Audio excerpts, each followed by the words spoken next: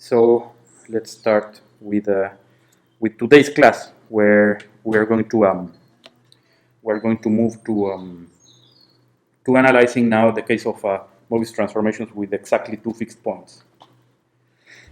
So what I'm going to do is first I'm going to define two families. First I'm going to define one special family of circles associated to a pair of distinct points in C bar, and then afterwards, kind of without assuming that these 2 points come from any type of transformation, just kind of per se, I take two distinct points in C bar, and I'm going to define this special family of circles called the Apollonian circles of the 2 points, and then I'm going to see the role that these circles play when the two given points are the fixed points of some transformation, and that's the way I'm going to define the Steiner grid of a non-parabolic transformation. And finally, I'm going to speak about the trace, because somehow now we know the classification up to conjugation. But then, if I give you an arbitrary matrix in GL2C and I ask you, okay, so what's its type, right? You first have to compute. Right now, you would first have to compute the fixed points, see if there's only one, if there's exactly two, and then after that, conjugate so that you move the fixed points to convenient locations. Compute the conjugation, and then see whether you have a translation on multiplication by which number alpha. Right? We would like to have a faster criterion, right? Something that maybe I just plug in something in some formula and then it tells me the result, and that's what the trace is going to do. So it's kind of it's a numerical criterion that allows me to decide very quickly the type of a transformation. Without having, for instance, to compute the fixed points. So let's start with the Apollonius circles of a pair of distinct points. First, an exercise that I'm going to use in some computations. So it's so take two distinct points, right, and then a Möbius transformation taking one of them to 0 and the other one to infinity. Kind of one of these transformations that put the points in convenient locations. And then it's kind of to show that the Möbius transformation kind of has certain specific rule, right? That it's associated to certain matrix, right? Depending on where these are situated, right? See, in the generic case, that nu can be seen as the Möbius transformation associated to this matrix. In the case where one of the is infinity, this, and when the first one is infinity, this other. Right. So this is a not such a hard example, and I'm going to use this in some computations. Right. So I'm going to define the Apollonius circle and the Apollonius circles of the pair as sets, right? But somehow it may be not. Maybe it's not completely obvious that they are indeed circles. So it's kind of, I'm going to start calling them circles without really knowing that they are circles. I'm going to prove they are circles. Right? So, right.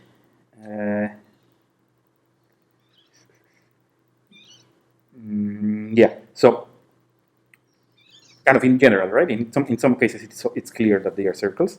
So let's say if Z1 is infinity, the Apollonius circle C Z0 Z1R is defined as just the circle centered at Z0 with radius r, right? So in that case, no problem if the second one is infinity. The Apollonius circles of the pair are just the circles centered at Z0, at Z0. If Z naught is infinity, then it's kind of the other way around. So it's the circles centered at Z1.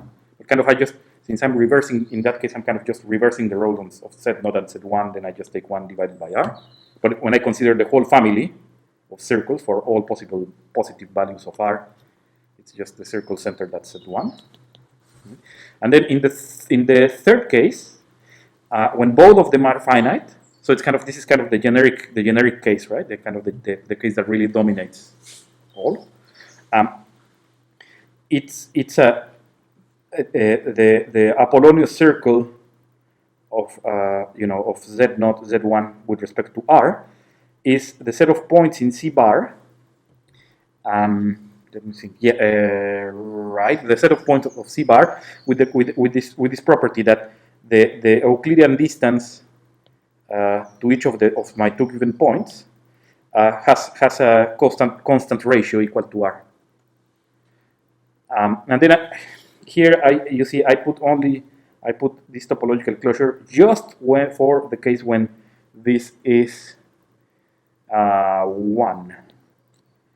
When this is 1, so you see, for when this is 1, what I obtain is that that this Apollonius circle, I mean that this is the set of points that have the same distance, the same Euclidean distance to both. So it's just the mediatrix, right? Right, because you have the 2 points. Somehow, in that case, you have the 2 points, right? And then when this is 1, this really is the Euclidean mediatrix. And then I just put the topological closure kind of so as to include the point at infinity here, so that this is indeed a circle in C bar. That's it. For R different from 1 doesn't need this topological closure. Okay. Okay, and then yeah, so we want to show that kind of the first thing we want to show is that Apollonius circles are always circles in C bar, right? As I said a few moments ago. In these cases, it's clear. I mean, but in this case, it may not be directly obvious, maybe. So what I'm going to, okay, but so what do I know? I know that it's always possible to send this to 0, this to infinity. Right, and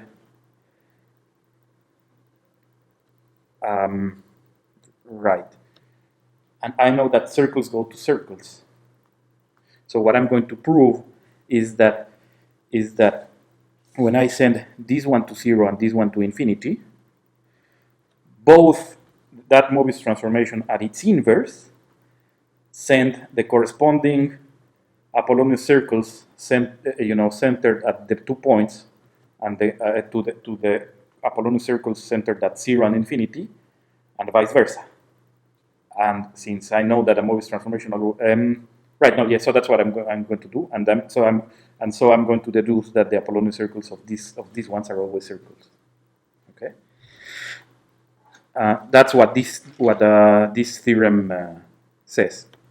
So take 2 distinct points, right, and then take a Möbius transformation, which is the inverse of that one, or the inverse of 1, which takes Z0 to 0 and Z1 to infinity, right? So it takes 0 to Z0 and infinity to Z1. Right? By the way, I mean this tau is not unique, right? Because I have transitivity in triples, right? So if I only have this pair, of course, there's not going to be a unique one that sends this one to this one and this one to this one. Right? They actually form a 1-parameter family. Okay, and then the theorem is kind of is what I just said, which is for any Apollonius circle centered at 0 and infinity, the image is an Apollonius circle centered at Z0 and Z1. Hence, the Apollonius circles centered at Z0 and Z1 are circles, right? Because these ones I know they are circles, and I know that this Möbius transformation sends circles to circles. Okay, and conversely. Right? Okay, so let's see. So the proof, well, a case-by-case proof where the cases are, the generic case, which is both of them complex numbers, none of them the kind of the special point. One of them, the kind of Z1 is the special point, and Z0 is the special point. Right? And in the reasoning goes in each of the three cases, and for that I'm going to use this exercise that I mentioned. Right? So if my two distinct points are actually complex numbers, and this nu, which takes Z0 to 0 and Z1 to infinity, then it has this form. Right? So now this nu, you see, takes Z0 to 0, Z1 to infinity. So it's the inverse of the tau that I'm taking below. But so, okay, so it's lambda minus lambda Z0, 1 minus Z1. And it's the inverse, right? So it's the inverse, and it's lambda minus lambda Z0, 1 minus Z1. Right? That's exactly what I said. And then one starts computing, and you see, the point is the computation seems long, but it's really just a step-by-step substitution.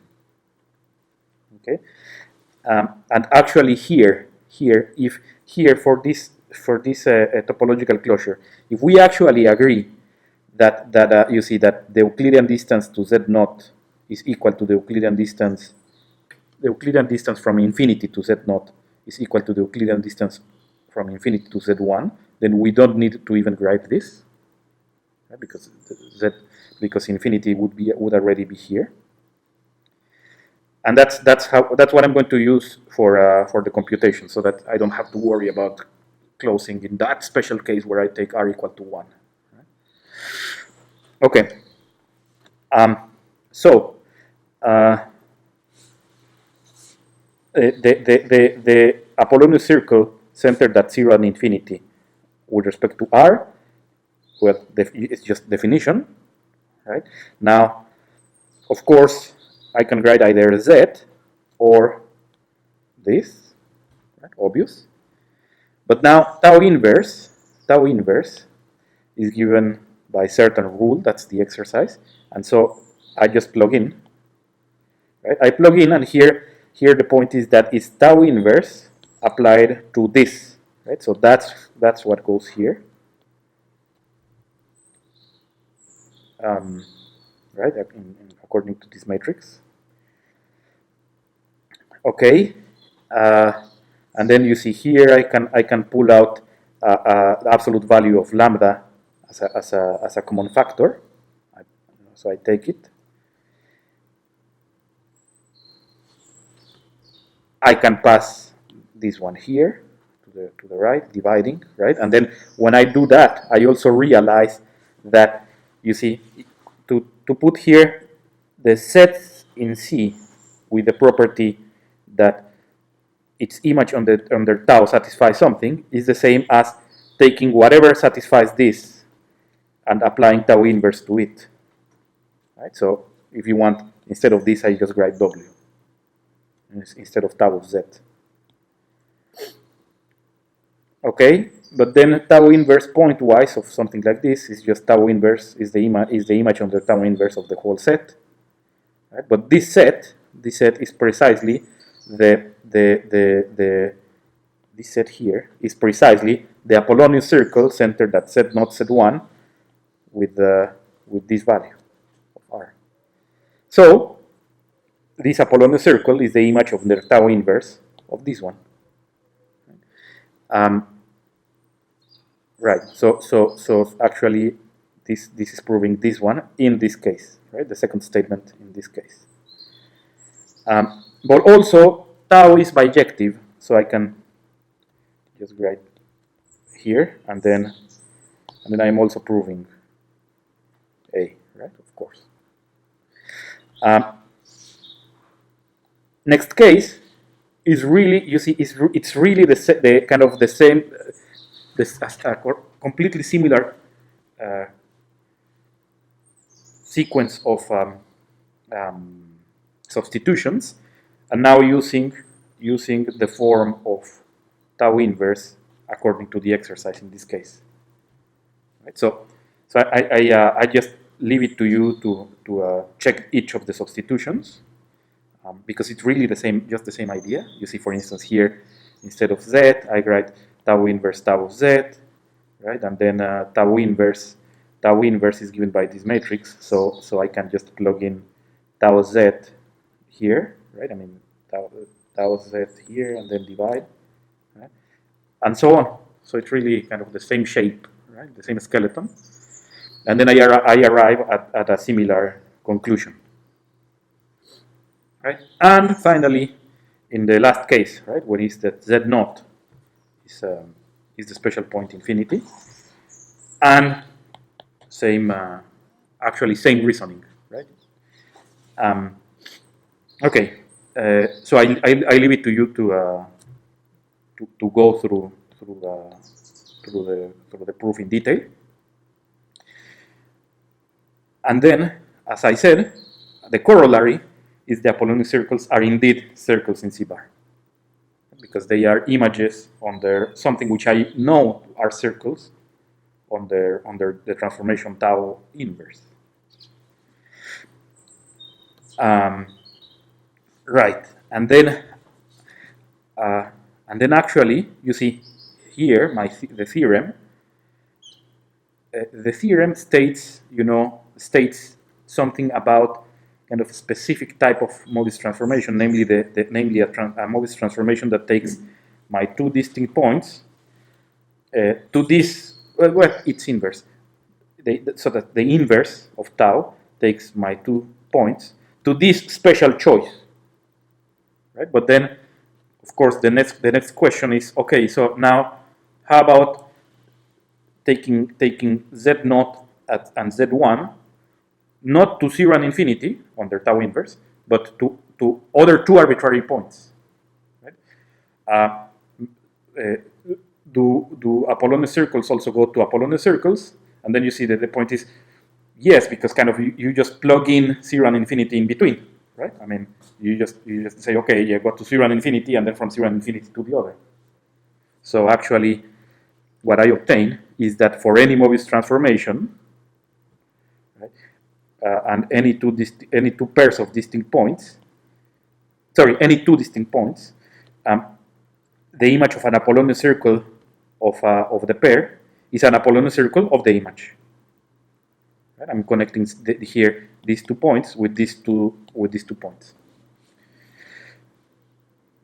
Okay, and right, and so let me show you some examples. So here I'm going to here what I'm taking is this is like my z0, and this is my z1, right? So you're seeing here, right, on the kind of upper corner here is minus 50, and here it's 30 plus 30j. So those are my 2 distinct points, and then the Apollonian circles, they look like this. So I'm drawing 25. Right? So here you can see here around here is the first point minus 50, and here is the other point. Right, so those are the Apollonian circles.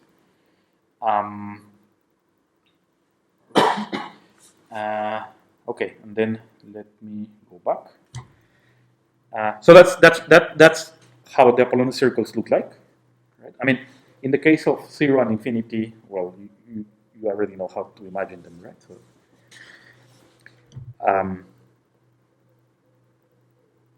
okay, and now what I'm going to see is that if I take a Möbius transformation with exactly 2 fixed points, and this Möbius transformation is either elliptic or hyperbolic, the Apollonian circles are going to be either stable under the action of the elliptic transformation or permuted by the action of the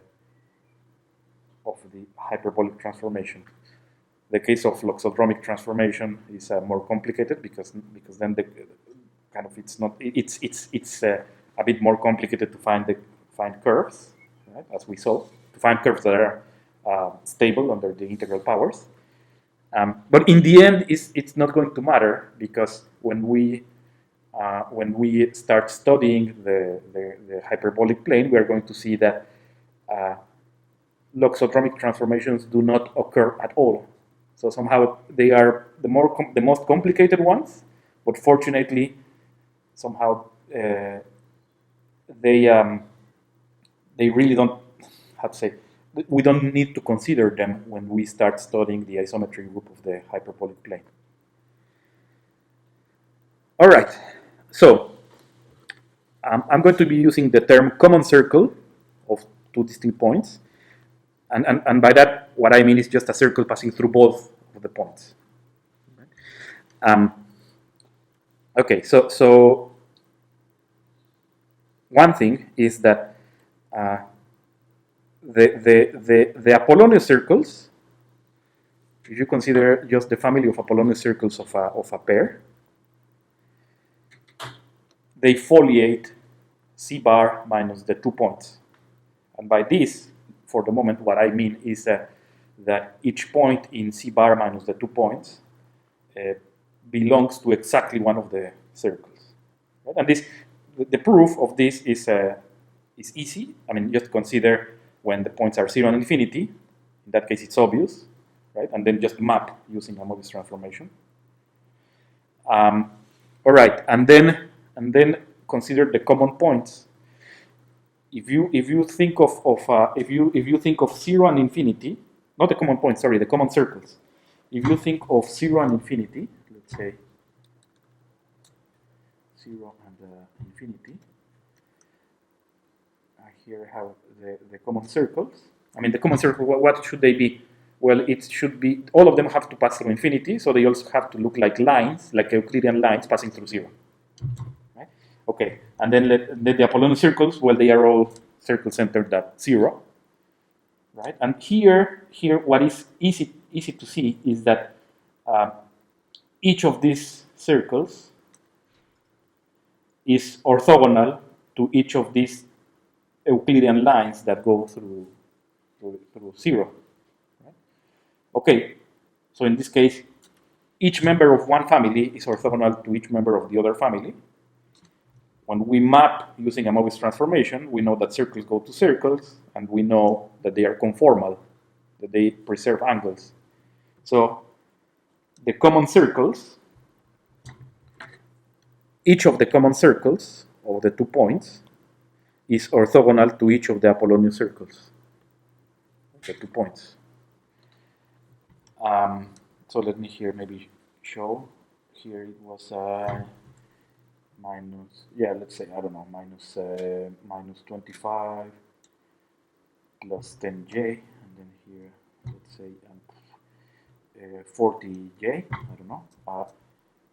Right, and then there you can see some common circles, right, passing through both, and then Apollonian circles. And here, of course, this would be a proof, but somehow the statement is that here you always have 90 degrees. And the proof is, okay, you know that Möbius transformations are conformal, as I said. And so just use a Möbius transformation that sending 0 and infinity to these 2 points that you are considering. Okay. And now I define the Steiner grid of a non-parabolic transformation. So the Steiner grid of my non-parabolic transformation, different from the identity also, so that it has exactly 2 fixed points, is if the transformation is elliptic or hyperbolic, that is, if it's not loxodromic, it's just the pair consisting of the 2 families, right? So the pair consisting of the family of Apollonius circles and the family of common circles.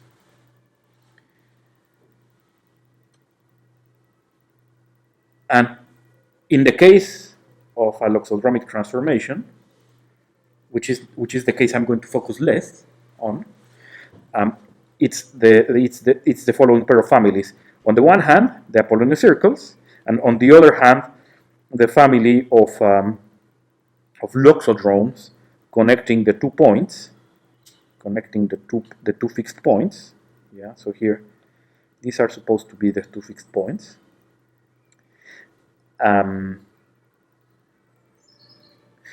Connecting them and moving with the multiplier, right? So I compute the multiplier, which is precisely the one that tells me, okay, your transformation is loxodromic, right?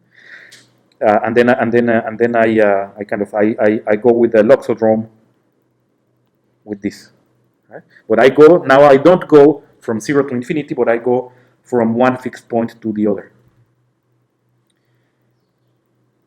Okay, and now the theorem is the following. If I take an elliptic transformation,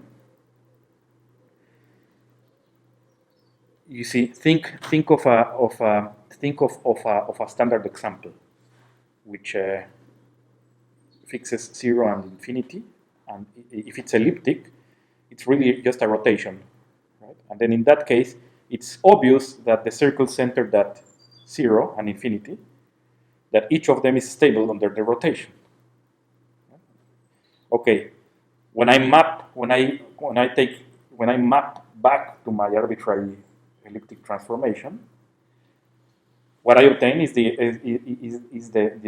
Apollonian circles, but now of the 2 fixed points. And what I obtain is that each of them is invariant under the integral powers of my elliptic transformation. Right? And then somehow the elliptic transformation somehow behaves as some sort of rotation around the two points. I'm going to see an example in a moment. Okay, but so if nu is elliptic, each Apollonian circle is stable, right, under the action of all integral powers. So this is the subgroup of the Möbius group generated by nu. And also go back and think about the standard example. Fixed points are 0 and infinity. I have an elliptic, so it's a rotation. The lines through the Euclidean lines through 0, which are circles passing through 0 and infinity. Well, they get permuted, right? So, well, then I just map back to my arbitrary elliptic transformation. Okay. In the hyperbolic case, I have the behavior is just exchanged. Now, the ones that are permuted are the Apollonian circles, and the ones that are stable or invariant are the common circles. Why? Because, okay, I just think in terms of the standard example, which would be multiplication by a positive real number alpha, and then I see circles centered at 0 and infinity. One member of the family goes to another member of the family, right? So it permutes the Apollonian circles, and each ray through 0 and infinity. Each circle through 0 and infinity, each Euclidean line through 0, is stable. Right? And then I map back to my arbitrary elliptic transformation. I'm going to see an example in a moment. And then in the loxodromic case, then as you expect, each of these loxodromes that I consider here is, so for each S in the circle, the corresponding loxodrome is stable, and the Apollonian circles are permuted. Okay. Again, the reasoning is just think about the standard example and map back. Yeah. So let me try and see some examples. Yeah. So here, what I'm going to do is, let me start with the elliptic example. So here, what I'm going to do is I'm going to move the possible multiplier, right? But in the circle. So let's say somewhere here, and then I'm going to choose the two arbitrary fixed points, 1, 2, and then when I click here, it gives me A matrix, with that behavior. So these two fixed points, and with this multiplier, yeah. And then I'm going to say I always take 0, and then let's say that I want, I don't know, 25. 20. I want the computer to plot 0 and then start plotting the positive iterations of the Möbius transformation. Right? So, and it really should look like some sort of rotation, because I said that I was going to take elliptic, right? Because I took the multiplier in the circle. So at least that somehow seems to lie on a circle, right? And that's what it means that certain circle is stable, right? Under. Yeah. So okay, and then let me show it with. Right. Let me kind of again. Yeah. So here are the 25 points drawn all together. Right? And then let's see. Let me try to move one of these 25 points, and somehow I would if everything according to everything that I've said, when I move one of the points, somehow everything should move in something that resembles a circle, right? So.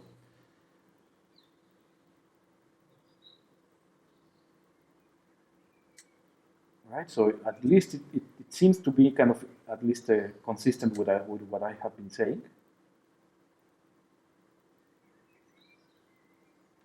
Yeah, and then okay, then let's just draw. So you see there you can see, and this is an Apollonian circle of the fixed points. So this is one Apollonian circle of these 2 points, and then I can start moving one of the points around as before. Right, and then.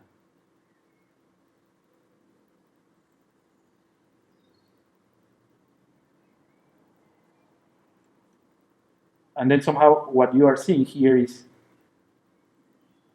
25 points on several orbits. And you are seeing kind of the corresponding, oops, I did something strange there. Okay. And you are seeing somehow the corresponding Apollonian circle I'm talking about.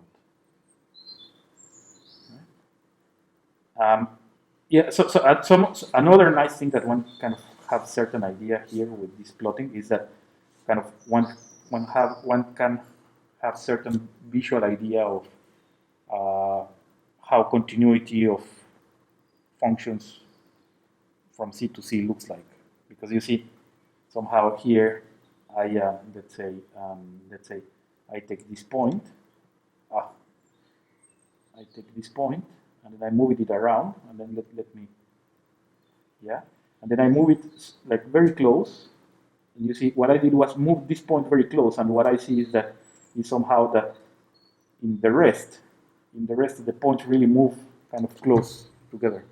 You see somehow one can have certain idea of continuity, of how continuity looks like from C to C. All right, and here you see, you can also sort of see here I more or less things are kind of here. This is more or less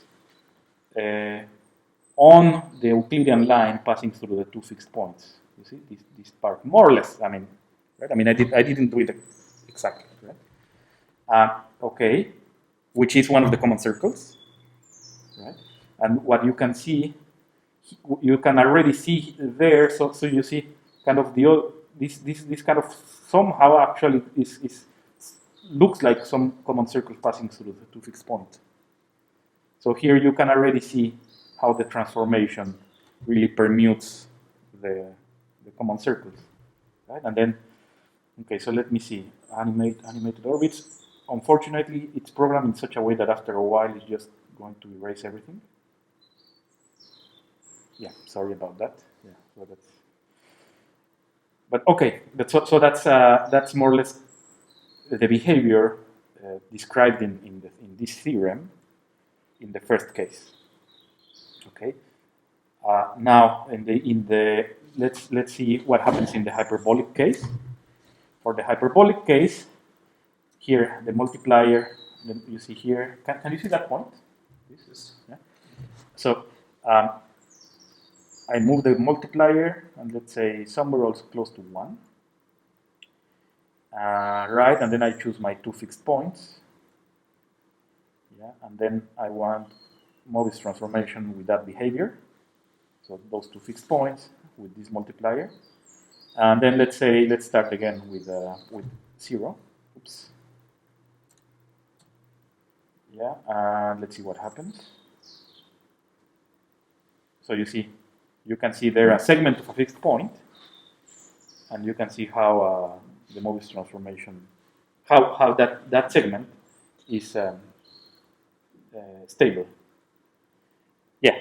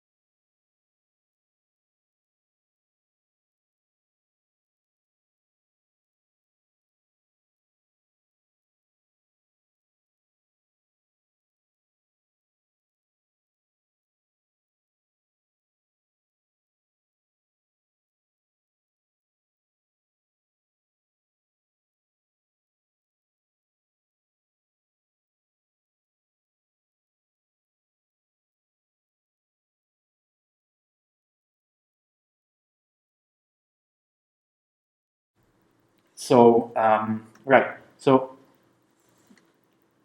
here, yeah. So and then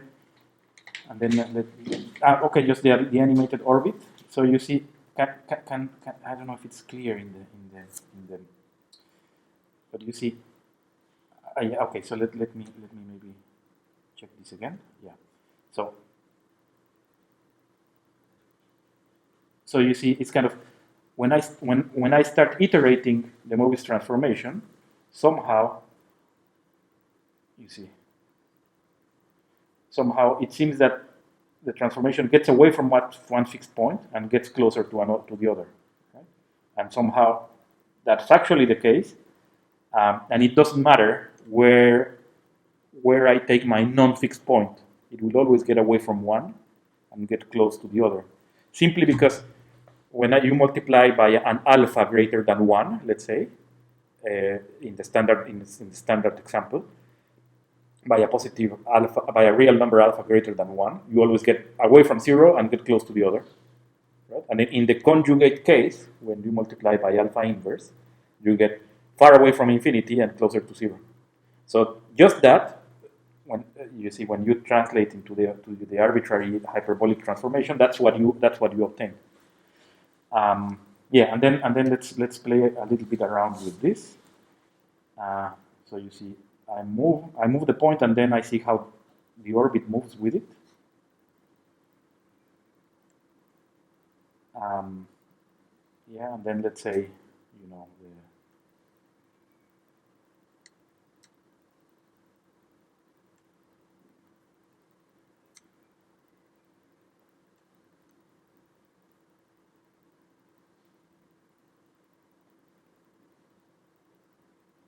etc.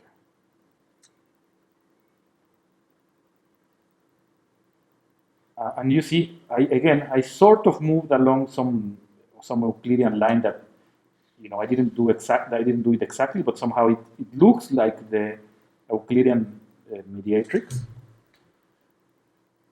which is an Apollonian circle of the 2 fixed points, and somehow that automatically means that the shapes that you are seeing everywhere else, they really are shapes of Apollonian circles, right? And somehow the behavior is that is that around, you see, you are around one of the fixed points, the one that you get away from, and you take some Apollonian circle, and then somehow the behavior is that you start applying positive powers of the hyperbolic transformation, and then you start seeing something like this. Boom, boom, boom, boom, boom, boom, boom, boom. All right, and then finally, for the in a loxodromic example, so for that I take this third point, and I move it around. Let's say around there, because I don't know how crazy it's going to be. I choose my two fixed points. Right, and then let's say, I don't know, just so that it's not 0, let's say 1. And then, and what did I do? I know what I did wrong. I didn't compute the matrix, I think. Okay, let's do it again. Fixed point, and I move again, sorry, yeah, and then compute the matrix. Yeah, I think that's what I didn't do before. And then now, okay, now, and you see, it really looks like it starts spiraling when I iterate the positive powers.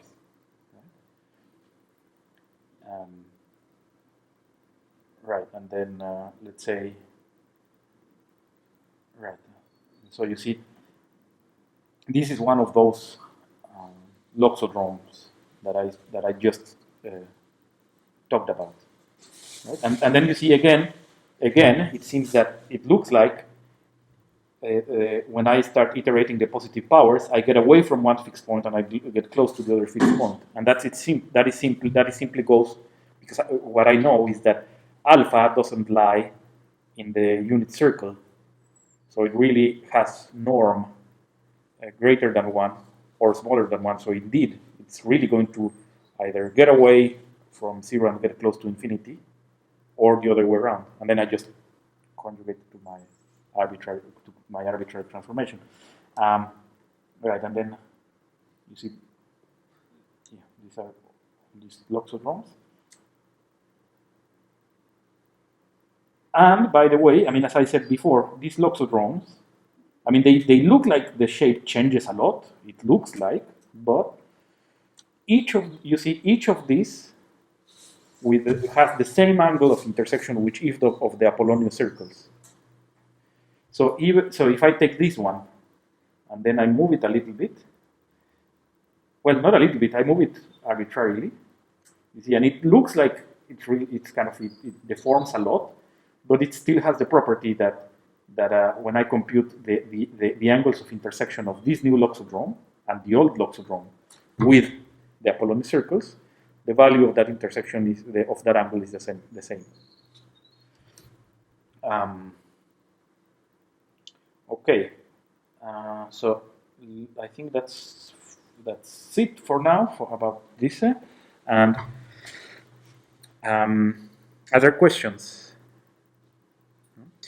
Okay, and so finally, let me speak about the trace. So as I said, we know, I mean, by now, we know how to decide the type of a Möbius transformation, because if they give me a Möbius transformation, if they just give me the matrix, then the first thing I look at in the matrix is it a multiple of the identity matrix? Yes or no? If yes, the Möbius transformation associated to it is the identity. Otherwise, I mean, the interesting it's more interesting. And then I can compute the fixed points, and I know that the solution is going to be kind of at the highest level of difficulty that I have to face when computing the fixed points is quadratic formula. Kind of that's maybe the most difficult that I have to face, but okay, I can do it. When I already computed the fixed points, I know how to compute explicitly a Möbius transformation that sends these fixed points to 0 and infinity if they are 2, or just to infinity if it's only 1. If it's only 1, I already know it's parabolic. If it's 2, okay, I do that. I send the 2 fixed points to 0 and infinity, and then I take my original transformation and then I conjugate. And when I conjugate, I know that it's going to be multiplication by some alpha. So how do I compute that alpha? Well, I evaluate this conjugation at 1, and that's how I obtain my alpha, like I did the previous class. And then I have the multiplier, right? So I know how to compute everything. This can actually be programmed. Okay, it can be programmed, but there may be some floating point problems. But anyway, but at least theoretically it can be programmed. Right. Yes, but it's too long. The process is too long, right? So I mean, I would like to be able to, okay, you give me the matrix, and then I just do some basic computation, and I tell you the type, at least the type, right? Even if computing the actual multipliers may be more complicated, but at least I know how to tell you the type. That's what the trace does. Now, you see, Möbius transformations, they really arise from matrices in GL2C. Right? So what I would like is actually a function defined on matrices, that just from the matrix I can decide the type.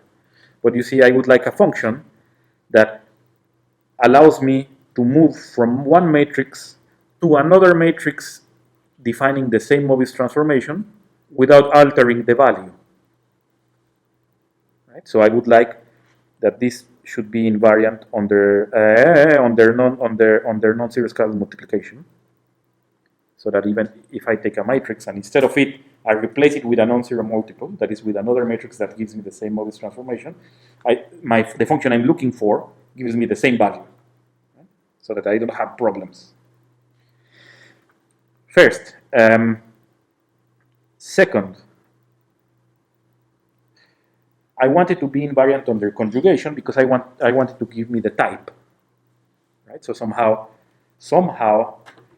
since I'm not worrying for the moment about the multipliers, but only about the type, I would like that the value at a matrix and the value at a conjugate of that matrix is the same, because when I take a matrix and a conjugate of it, the corresponding Möbius transformations are conjugate. They are not the same, but they are conjugate. So I would like it to be invariant under conjugation, so that in a whole conjugacy class, it gives me the same value. And also, I mean, of course, you can say something which is kind of maybe a bit ridiculous, which is, okay, this tau, you know what? Do the following. Tau of anything that gives you parabolic, let it be 0. And tau that anything that gives you elliptic, let it be 1. Tau of anything that gives you hyperbolic, let it be 2. And tau of anything that gives you loxodromic, let it be 3. Okay, good. But it's useless, right? I mean, it doesn't tell me, okay, but these two transformations, these two elliptic transformations, can it tell me, are they conjugate or not? And then it says, no, it can't, because it always gives you the same value. Right? So I actually want my function to separate standard examples as much as possible. Right? As much as possible, non-conjugate things give me different values of tau, as much as possible. Okay, now, any such function, any function satisfying, for instance, this,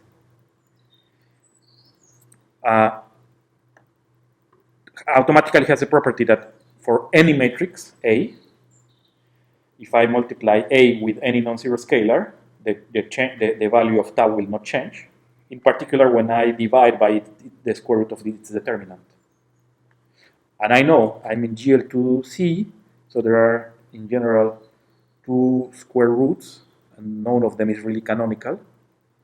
So it's when I divide my matrix A by by the determinant of any, when I take an arbitrary matrix A here, and I divide by any of the square roots of its determinant, well, it should give me the same value because I'm multiplying by a non-zero scalar. Okay, so this diagram should be commutative. Where of course this is not continuous, and it's not even, I mean, it's not even well defined, right? I mean, it would be well defined if, you know, like if for each point I choose a square root, if I take some branch in the corresponding Riemann surface of whatever. But in any case, even if I have to choose a square root for each complex number, well, I get something not continuous, but it still commutes. Right? So in other words, tau factors through passing through SL2C by dividing by the square root of determinant. And second, inside SL2C, again, by being invariant under non-zero scalar multiplication, should be invariant by multiplying by -1. Right? The value should not change. Okay, so yeah, so somehow, if you want, tau doesn't see signs in a way. Okay, so but taking that into account, how can I define such a tau? Okay, well, first, if you give me a matrix, divide by the square root by any of the square roots of its determinant, first thing. Second, I know a function which is invariant under conjugation, which is the trace of a matrix. Apply that. But third, you want to be able to multiply by -1 and the value don't change. And when I multiply just a trace, when I multiply by -1, the trace does change. Right? Okay, so in order for it not to change, just take square. Okay, so that's what I do. Kind of using the fact that I already know a function, I already know that taking the trace of a matrix is invariant under conjugation. And then I collect the considerations here, and then I define the trace, or the Möbius trace, just to be this, and the explicit formula is just this. Right? And then you see, since I take a square here, the choice disappears. So it doesn't matter which one I choose. So which of the square roots I choose. So the explicit formula is really for the explicit formula, no choice is needed. No choice of square root is needed. So in other words, it's just the trace square of the matrix divided by the determinant of the matrix. Okay, so this one, well, that one, invariant under conjugation, check. Invariant under non-zero scalar multiplication, check. And let's see what happens in the standard examples. Hopefully it will separate them as much as possible. Okay, now in the parabolic case, we know that all parabolic are conjugate to one another. So it really is going to have, it's really not going to distinguish parabolic ones at all. All right, and then you see the trace of a translation. Well, just plug in, right? The Möbius trace. Well, it's just 4. So for any parabolic transformation, the value is 4. Okay, and now in the other standard examples, which is multiplication by a non-zero complex number, well, I just compute, and I see that it's you see tau of multiplying by alpha is this alpha plus 2 plus 1 over alpha. Okay, so I somehow have to study a little bit the behavior of the function you see alpha maps to this. Right? I mean, it's kind of just a function that it actually looks. You see, if it actually looks like just the function that to each real number associates this, right? I mean, kind of like from calculus, right? Well, okay, not quite from calculus, but let's do some basic calculus with that function. We should be able to, right? I mean, it's a very specific function. So take that function. In this case, positive real numbers. So that is the function I said. And the lemma is the image of this function is this interval, the interval, the closed interval for infinity. You see, that's the image. And now when I ask who hits 4, who hits this extreme of the interval, it's actually just 1, when the real number is 1. That's good news, because real number 1, and it corresponds to multiplying by 1, which I'm not interested in, because multiplying by 1 is the identity. So this is good news, because then multiplying by something greater than 1 is not going to confuse me with the parabolic ones. I mean, so I'm on the good track. And first and last, when I consider any point in the image, and I ask, what's the preimage? So what are the possible values of multiplying with that have this Möbius trace? It's precisely the roots of this polynomial when computed as just as complex numbers. The proof, well, the proof is basic calculus. So, for instance, that the image is this closed interval. Yeah, okay, so let's see. I mean, because I think it's quick. So when x goes to infinity, so you see the value of f goes to infinity. So this is clear, right? And when x goes to 0 on the right, this goes to infinity. So this limit is clear, right? So somehow the graph of the function. The graph of the function looks like this. I mean, I'm not claiming accuracy, but it's kind of when you go to 0 on the right, it goes to infinity, and then and then also to infinity. So something like this. Right. That on the one hand. Now the derivative, well, kind of straightforward to compute. And you see the derivative vanishes only at x equal to 1 if I restrict myself to this domain. Right? So only at x equal to 1 does the derivative vanish. Right. So at 1 here, I get that the value is 4. So at 1 here, I mean here this height is really 4. Okay. But you see, but then the value can never be 4 again. Because if the value were 4 somewhere before, let's say, before going to infinity, by the intermediate value theorem, I would have another point. So I know that the value of f at 1 is 4.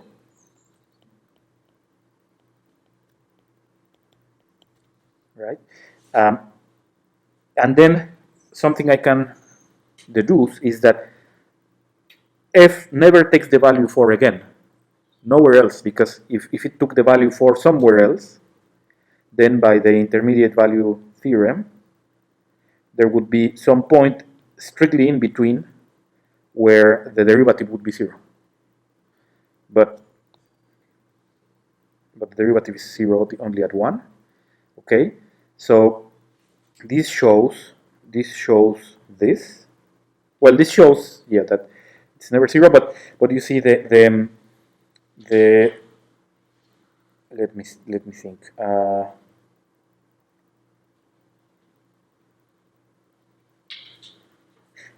Right, but the derivative at the right of 0, at the right of 1 is always positive.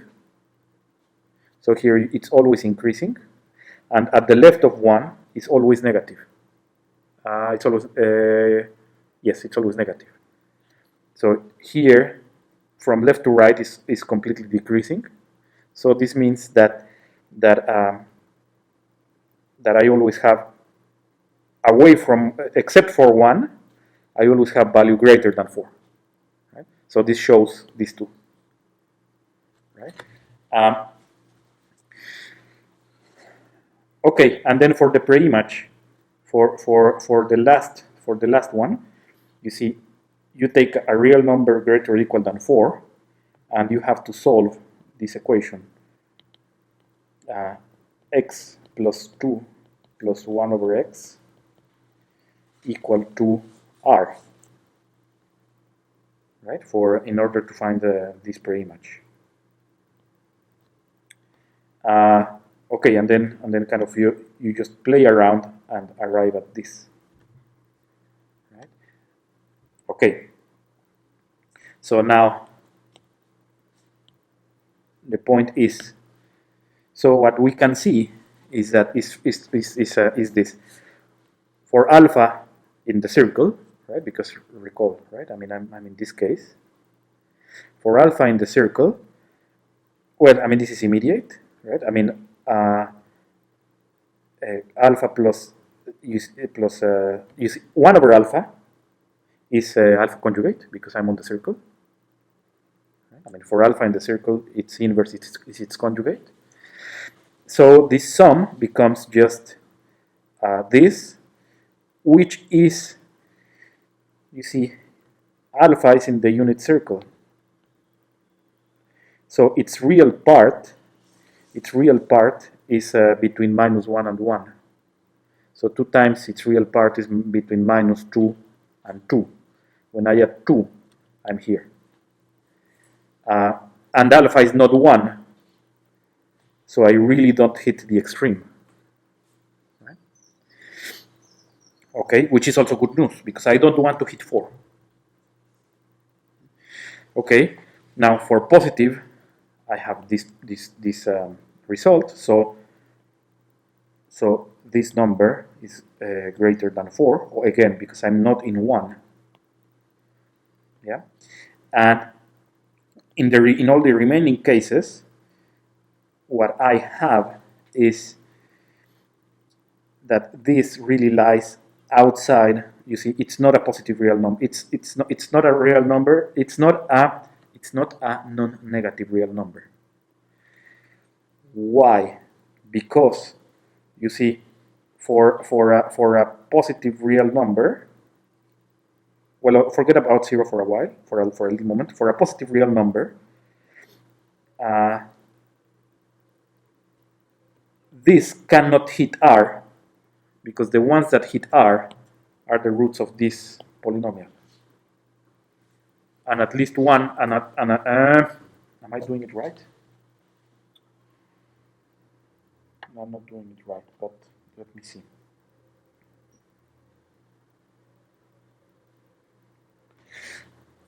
Consider, yeah, let me do it this way. I want to see that in this case, I always land outside the non-negative real numbers. Let me see. Okay, consider a real number greater than 4. A real number greater than 4. A real number greater than 4 is in the image of this f. So it comes from a real number. So it comes from at least one point. And its pre-image consists of the two roots of this polynomial. One of the roots is real, so the other root is also real. So this means something greater than 4 cannot come from something outside here. Cannot come from something outside this. Right? Because, I mean, this polynomial has only those two roots, and those are real. So if this alpha is not real, then I cannot land here. Something similar for between 0 and 4 with 0 inclusive.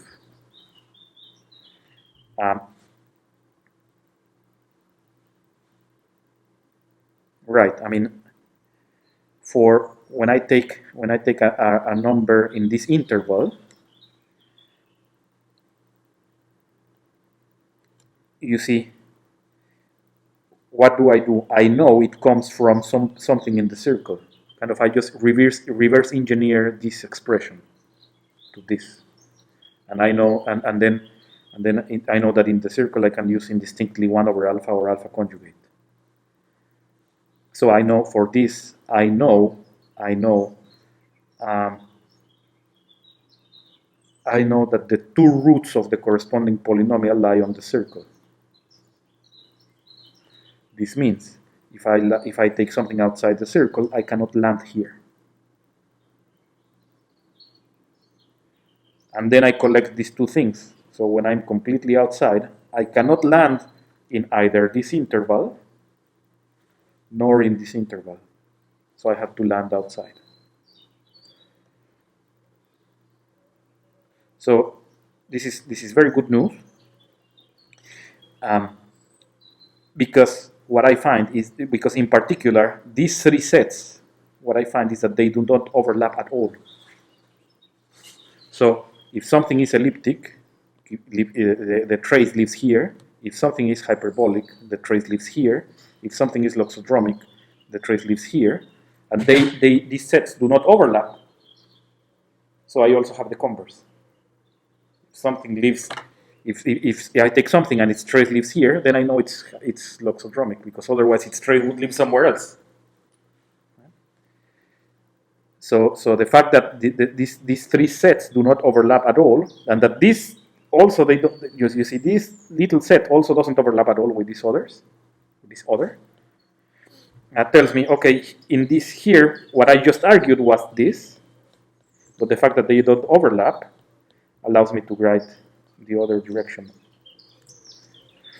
So a transformation is parabolic, elliptic, hyperbolic, or loxodromic according to whether its trace is equal to 4, lies in this closed open interval, or it's a real number greater than 4, or elsewhere. And here here this is correct. And the picture is this one, right? I mean, here kind of the picture for these three cases, because kind of the parabolic is apart, right? In the case for a Möbius transformation with exactly two fixed points, the relation between the multiplier, where it lives, and where the Möbius trace of the Möbius transformation lives is this one. Okay, so if the multiplying living here corresponds to the Möbius trace living here, right, and actually here I have the parabolic, right, the values of the parabolic. Right, so I have my function, the one I want. Moreover, I also know that, for instance, even when I'm in one case, let's say that I have two Möbius transformations. Let's say that one of them I compute its Möbius trace and it gives me 6, let's say. And let's say that I take another Möbius transformation and the Möbius trace gives me 10. Okay, then I know these are hyperbolic, but I also know that they are not conjugate to one another, because the Möbius trace is invariant under conjugation. It doesn't change under conjugation. If I have things where it actually changes, they are not conjugate. Right. Yeah, and then one interesting exercise is assuming a Möbius transformation, restricting your attention only to non-parabolic Möbius transformations with exactly two fixed points, to decide. You see, we know that if their traces are different, then they are not conjugate. Okay, but is the converse also true? If they are not conjugate, are their traces necessarily different? So this is a good exercise. Right? I mean, it amounts to making an analysis here and analyzing the behavior of the roots of this polynomial as R varies. And that's it for today. Some exercises, and then for handing in next week, yeah, some matrices, and then decide the type. So that shouldn't be hard.